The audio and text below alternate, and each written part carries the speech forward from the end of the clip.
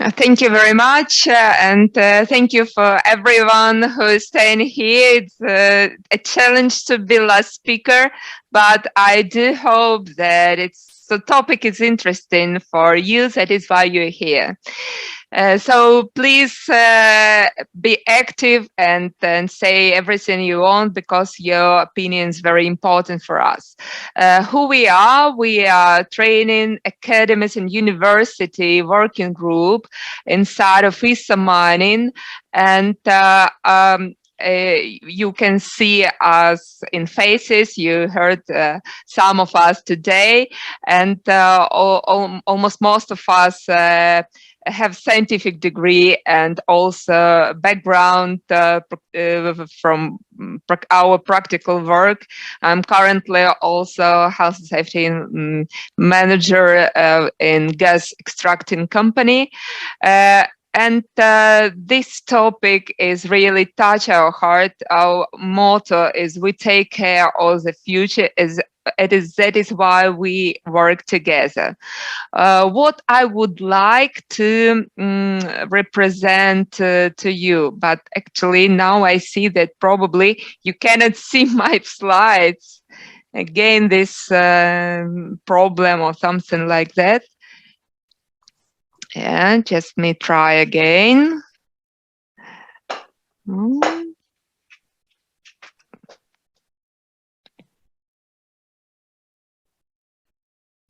Now we can see it, Olga. Yeah, but and now you can see, yes, when I change my slides, yes, so you can see our team. And now what we will talk about today. So first of all, current challenges and training in general, which competencies we need to develop, and as well, which content should be this new kind of training in Vision Zero and in everything that we train for mining. Also about modern training formats, what are they and what should we know? And maybe some of you know, I've heard this new terminology in training. It's not just education, it's edutainment, and how we can use it for mining. What is our group TAO in abbreviation approach?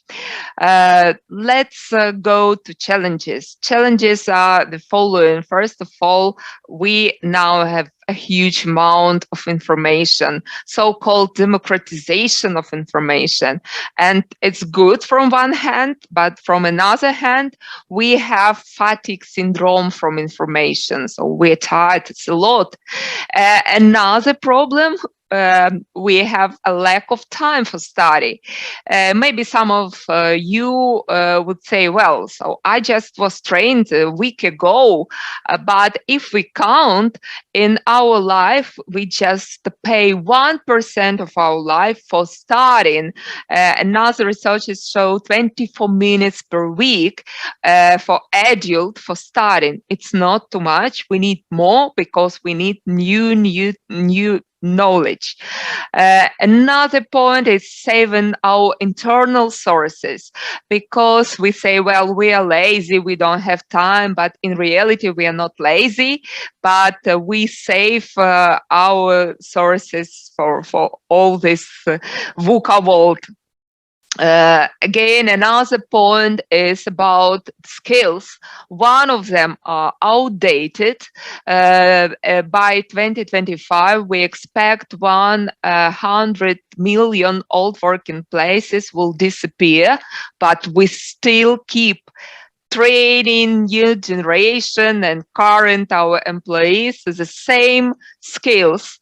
And another point, on the contrary, 100 million new working places, new jobs will appear, but we are not starting anybody to these new professions. We actually don't know what will be. And from another story is also challenge that really people trust in studying. They really trust that lifelong learning, it's a good way, it's the right way, but just 34% of them are satisfied how company study people, so they want to have it better in another way. So just a small percentage is satisfied now. And what we also have, according to OECD organization research, that every just 1/3 person lacks the competences of that performs the real current job, current responsibilities. So every third has not enough knowledge even for current job. I don't talk about future. What's the solution of all these problems? The solution is constant reskilling, constant learning. And for the first time in history, we face the challenge to retrain most adults, not half, most of adults. So it's a big, big task for all of us. The way how we can do, first of all, we should understand that we switch from old time of training, as usually so-called 3R, reading, writing, and arithmetic, to new 4C, communication, creativity, critical thinking, and collaboration. That means that even now we can start train people in these 4 directions. And afterwards, as far as we have some new trainings, new understanding what the future will open for us, these 4 competences will be in demand anyway, so we can start training right now. About formats, about ways how we can perform this training. So first of all, we understand the competence that we need to achieve. Then we split it into skills, and then we want to see these skills in behavior. As far as people demonstrate these skills, that means that he is already trained, he's competent, and we can achieve it not generally to give everything to everyone. It should be, according to last HR educational people researches, a personalized educational path. It's not something that's suited to everyone. What are formats for training? Modern formats are really very variable, and it's actually good. It's not just a book. It could be everything. It's not a lecture. It's let's say a complex of many ways how we can give the useful information for our employees, our people, our new generation. It's interaction, it's stories, kind of games, animation, serials, when that means that you are in your individual educational path, you are a part of serial where you should take decision, where you should take some right or wrong way, and you will see what it will be. This experience currently was provided by the Tech Academy, as well our mining Ukrainian company and energy production company. Here and now, that means that the training should be splitted and implemented right in the way, in time when they are really before the job. And virtual reality, I would say more about it because it's now one of the most advanced kind of trainings that can be provided. In total, all these formats, all these new approaches, it's education education, entertainment plus technology, so-called edutainment it's our new way for lifelong learning. It's not boring, it's interesting, so it's a part of our life. About virtual training, I would say that Kampov technology training companies that provided me this information. I'm very grateful, and they're here and can answer your question. More professionally, I would say, for me, this virtual reality technology is really, really good. Why? How it works? You can imagine everything in all that you create, an emergency situation, any dangerous situation, and you can create and train people right where they need the most attention.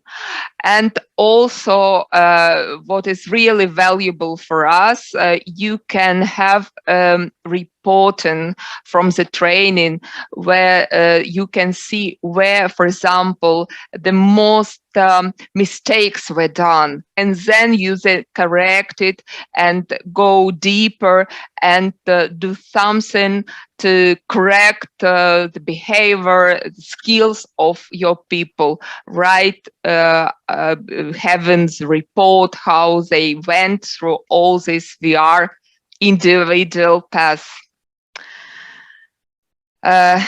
Again, you can ask our Kampov technology team about more details, and I will go into the next slide, how we can implement all these things that I just talked about them to Vision Zero.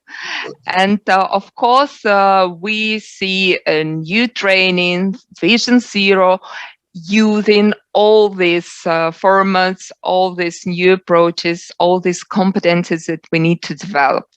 And first of all, we as a group, we are working to prepare a good, let's say, package that we would perform to all main universities.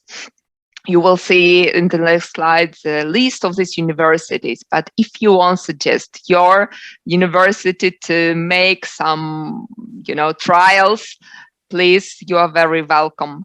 Of course, Vision Zero should be a part of university curriculum, and it should be attractive. It should be something that they not need to study in force. It should be useful, clear, and user-friendly and attractive. So they really looking on Vision Zero in such individual way.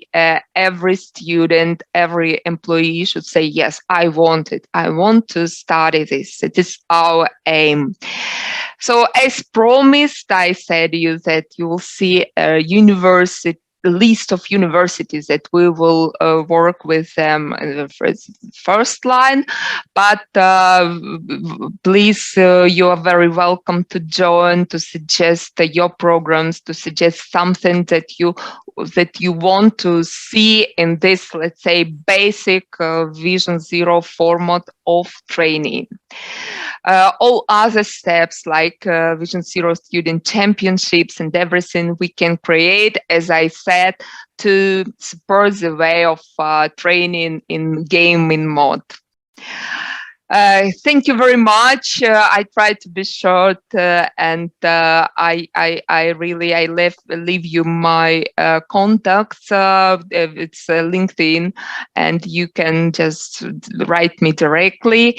And again, with your ideas, your universities, your companies. Thank you very much.